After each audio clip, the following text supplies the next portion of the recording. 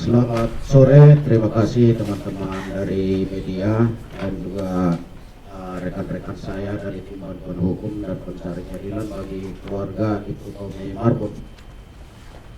Pertama perlu kami sampaikan apa saja kejanggalan dalam pencarian ketiga yang sudah dilakukan di Teluk Bintuni, Papua. Pertama, tidak dilakukannya pencarian di lokasi titik merah atau di TKP. Ya, tidak dilakukannya pencarian di titik merah atau TKP, lokasi di mana Ibtu Tommy Samuel Marbun itu hilang. Ya. Lokasi hilangnya Ibtu Marbun dikenal sebagai titik merah, namun tidak pernah dijadikan fokus pencarian. Istri dari Ibtu Tommy Marbun menyampaikan pertanyaan terkait pencarian di titik lokasi kejadian hilangnya Ibtu Tommy Marbun dan ditanggapi oleh Brigjen Gatot M bahwa titik tersebut ada, namun berbeda informasi dari pihak Basarnas bahwa tidak pernah melakukan pencarian di titik merah hanyutnya Ibtu Tommy Samuel Marbun, tapi hanya mencari di titik hijau ke titik kuning. Justru pencarian dilakukan di lokasi lain atau titik hijau dan kuning yang tidak ada relevansinya secara geografis dengan lokasi kejadian di mana hilangnya Ibtu Tommy Samuel Marbun. Yang kedua, tidak dilakukannya olah tempat kejadian perkara atau TKP. Ya, sebagaimana kita ketahui bahwa hingga kini belum pernah dilakukan oleh olah TKP. Ya, secara sah dan prosedural di lokasi tempat korban diduga hanyut. Bahkan rekonstruksi yang dilakukan berada di sungai yang berbeda, di tempat yang berbeda dilakukannya, tanpa dasar parameter atau pembatas wilayah yang sah. Nah, kemudian bahkan peran pengganti sampai saat ini tidak diketahui oleh pihak keluarga, tidak diberitahukan kepada keluarga. Namun yang ketiga yang perlu kami sampaikan terkait hilangnya Ibtu Tommy Marbun, hilang dan kembalinya alat komunikasi korban milik Tommy Marbun berupa handphone atau telepon genggam itu sempat hilang. Ya. Nah, kemudian satu unit tidak dapat diakses atau dengan kata lain handphone Tommy Marbun itu sudah diblok. Ya. Dan opsi pembukaan melalui reset ditolak karena beresiko menghapus data penting. Ya. Nah, kemudian handphone tersebut dibawa dari TKP oleh Bribtu Ilham. Sementara HP itu, HP anggota lain seperti milik anggota Roland disebut hilang tetapi terdeteksi aktif di dalam hutan. Poin keempat yang perlu kami sampaikan adalah pengumpulan dan penahanan alat komunikasi sebelum operasi dilakukan.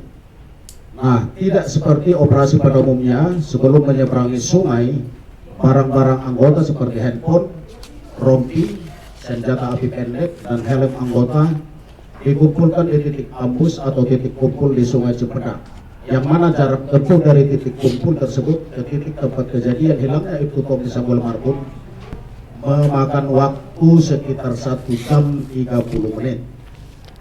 Pengumpulan dilakukan tanpa prosedur baku dan tanpa alasan operasional yang jelas. Nah, kemudian kejanggalan lain yang kelima ya, tidak diperiksanya saksi fakta atau yang melihat dan mengalami peristiwa. Dalam perkara hilangnya Ibtu Tommy Samuel Marbun, ada beberapa saksi fakta di lokasi kejadian atau TKP. Namun hingga saat ini saksi fakta tersebut tidak pernah diperiksa. Ya. Nah, poin yang keenam, tekanan yang terjadi dan dialami oleh keluarga dan pernyataan sepihak. Saat berada di TKP, keluarga korban ditekan oleh Kapolda untuk menerima bahwa kasus ini bukan sabotasi, bukan konspirasi atau pembunuhan.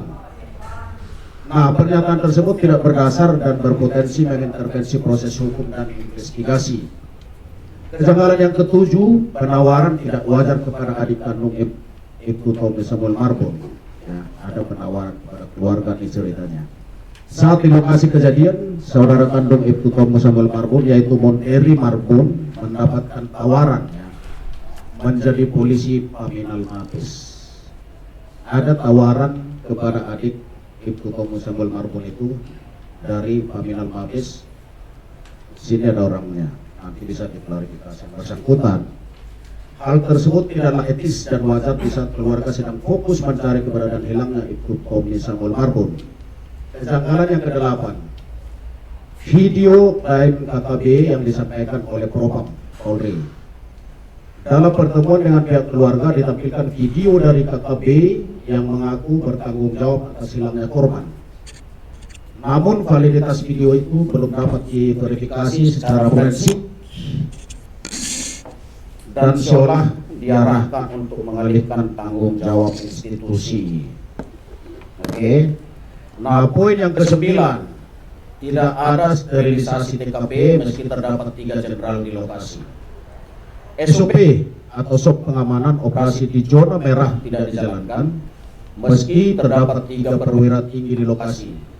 Tidak dilakukan sterilisasi di sungai kiri kanan. Kontak tembak pun terjadi di sekitar lokasi tersebut. Kejanggalan yang ke-10, penawaran yang tidak wajar kepada keluarga. Ada penawaran itu kepada keluarga. Ada apa ini ya? Kok keluarga ditawar-tawarin sejumlah uang seperti itu? Terdapat laporan bahwa Kapolres sempat menawarkan proyek senilai 4 miliar rupiah kepada istri korban. Ada di samping saya. Setelah kejadian, yang menimbulkan pernyataan serius mengenai integritas dan motif apa? Kenapa menawarkan proyek senilai 4 miliar kepada saudara itu Samuel Marbun, istrinya ada di sebelah. Nah, kejanggalan yang ke-11, pemeriksaan dan pelaporan senjata api. Perihal senjata api Ibtu Tomo Samuel Marbun, pihak keluarga belum mengetahui apakah telah diperiksa senjata selesai tugas dan isi pelurunya masih lengkap atau tidak. Ya. Ada laporan terkait pertanggungjawaban senjata setelah operasi tersebut. Nah, kemudian poin ke-12, kejanggalan yang ke-12 adalah sangatlah tidak wajar saat seorang aparat negara kepolisian dalam menjalankan tugasnya harus menggunakan uang pribadi untuk membiayai operasional dalam operasi senyap yang harus ditanggung oleh Ibtu Tomo Marbun sebesar 30 juta rupiah. Jadi keluarga Tomo Samuel Marbun lah yang membiayai operasi ini. Ya, teman-teman ya. Nah, poin yang terakhir, poin ke-13, tidak pernah dilakukan sterilisasi pencarian. Ya. Dalam pencarian ketiga, Kapolda tidak mengirimkan personil anggota Brimob atau dari Mabes TNI untuk melakukan pengamanan sterilisasi ataupun pencarian di TKP atau tempat kejadian perkara.